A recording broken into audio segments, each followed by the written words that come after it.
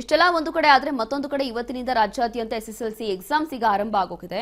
ಶಿವಮೊಗ್ಗ ಜಿಲ್ಲೆಯಲ್ಲಿ ಒಟ್ಟು 79 ಪರೀಕ್ಷಾ ಕೇಂದ್ರಗಳು ಇರುವಂತದ್ದು. ಭದ್ರಾವತಿ 15 ಕೇಂದ್ರಗಳು, ಹೊಸನಗರ 7, ಸಾಗರ 9, ಶಿಕಾರಿಪುರ 11, ಶಿವಮೊಗ್ಗ 20, ಸೊರಬ 10, ತೀರ್ಥಹಳ್ಳಿಯಲ್ಲಿ 7 ಪರೀಕ್ಷಾ ಕೇಂದ್ರಗಳಲ್ಲಿ ಇದೀಗ ಪರೀಕ್ಷೆಗಳನ್ನು ಬರೆದಿದ್ದಾರೆ. ಜಿಲ್ಲೆಯಲ್ಲಿ ಒಟ್ಟು 23,262 ಪರೀಕ್ಷೆ ಬರಿತಾ ಇರುವಂತಹ ವಿದ್ಯಾರ್ಥಿಗಳು ಪರೀಕ್ಷಾ ಕೇಂದ್ರಗಳ ಸುತ್ತಮುತ್ತ ನಿಷೇಧಾಜ್ಞೆ ಹೇರಿಸಿದ್ದಾರೆ. 200 ಮೀಟರ್ ಪ್ರದೇಶವನ್ನು ನಿಷೇಧಿಸಿ ಈ ರೀತಿಯಾಗಿ ಘೋಷಣೆ ಕೂಡ ಮಾಡಿದ್ದಾರೆ. ಪರೀಕ್ಷೆ ಬರೆಯುತ್ತಿರುವಂತಹ ಮಕ್ಕಳಿಗೆ ಶಿಕ್ಷಕರು ಶುಭ ಹಾರೈಸಿದ್ದಾರೆ.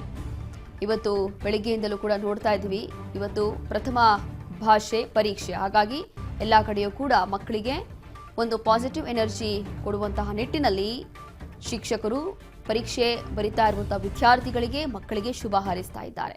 ಅದರಲ್ಲೂ ಕೂಡ 200 ಮೀಟರ್ ಪ್ರದೇಶವನ್ನ ನಿಷೇಧ ಮಾಡಲಾಗಿದೆ ಅಂತಂದ್ರೆ ಅಲ್ಲಿ ಈ ಜೆರಾಕ್ಸ್ ಅಂಗಡಿಗಳನ್ನ ಕ್ಲೋಸ್ ಮಾಡುವಂಥದ್ದು ಅಥವಾ ಸುತ್ತಮುತ್ತ ಏನು ಮಕ್ಕಳಿಗೆ ಡಿಸ್ಟರ್ಬ್ ಆಗದೆ ಇರುವಂಥದ್ದು, ಅದಾದ ನಂತರ ಸಿಸಿ ಕ್ಯಾಮ್ರಾಗಳು ಹಾಕೋದು, ಶಾಲಾ ಕೊಠಡಿಗಳಲ್ಲಿ ಸಿಸಿ ಕ್ಯಾಮ್ರಾಗಳನ್ನು ಹಾಕುವಂಥದ್ದು ಏನು ಕೂಡ ಹೆಚ್ಚು ಕಡಿಮೆ ಆಗಬಾರ್ದು ಅಂತ ಹೇಳಿ, ಅದಾದ ನಂತರ ಅವರು ಮಕ್ಕಳು ಕೂಡ ಹೆದರ್ಕೊಳ್ಬಾರ್ದು ಅಂತ ಹೇಳಿ ಅವರಿಗೆ ಒಂದು ಪಾಸಿಟಿವ್ ಎನರ್ಜಿ ಕೊಡಬೇಕು ಅಂತ ಹೇಳಿ ಆಲ್ ದಿ ಬೆಸ್ಟ್ ಹೇಳುವ ಮೂಲಕ ಅವರಿಗೆ ಒಂದು ವೆಲ್ಕಮ್ ಮಾಡ್ತಿದ್ದಾರೆ. ಕೆಲವೊಂದು ಶಾಲೆಗಳಲ್ಲಿ ಅವರಿಗೆ ವೆಲ್ಕಮ್ ಮಾಡಿ ಹೂ ಕೊಟ್ಟು ಅದಾದ ನಂತರ ಒಂದು ಸಿಹಿಯನ್ನ ಕೊಟ್ಟು ಯಾರೂ ಕೂಡ ಹೆದರ್ಕೊಳ್ದಿರ ಭಯಭೀತರಾಗದೆ ಈ ಒಂದು ಪರೀಕ್ಷೆಗಳನ್ನು ಎದುರಿಸಿ ಅಂತ ಹೇಳಿ ಅವರಿಗೆ ಎಕ್ಸಾಮ್ಸ್ ಬರೀಲಿಕ್ಕೆ ಒಂದು ಉತ್ಸಾಹವನ್ನ ಪ್ರೋತ್ಸಾಹವನ್ನ ಕೊಡ್ತಾ ಇರುವಂಥದ್ದು. ಹಾಗಾಗಿ ಇವತ್ತು ಈಗ ಶಿವಮೊಗ್ಗದಲ್ಲೂ ಕೂಡ ವಿದ್ಯಾರ್ಥಿಗಳು ಪರೀಕ್ಷೆಯನ್ನು ಬರೀತಾ ಇದ್ದಾರೆ. ಜಿಲ್ಲೆಯಲ್ಲಿ ಒಟ್ಟು ಇರುವಂಥದ್ದು ಪರೀಕ್ಷಾ ಕೇಂದ್ರಗಳ ಸುತ್ತಮುತ್ತ ನಿಷೇಧಾಜ್ಞೆ ಕೂಡ ಸದ್ಯಕ್ಕೆ ಏರಿಸಿದ್ದಾರೆ.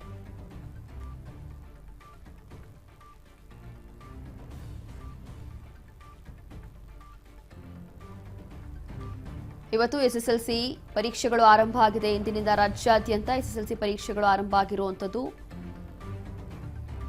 ಇವತ್ತು ಬೆಳಗ್ಗೆ 10 ಕಾಲಿಗೆ ಮೊದಲನೇ ಎಕ್ಸಾಮ್ ಅನ್ನು ಬರೆದಿದ್ದಾರೆ ಮಕ್ಕಳು.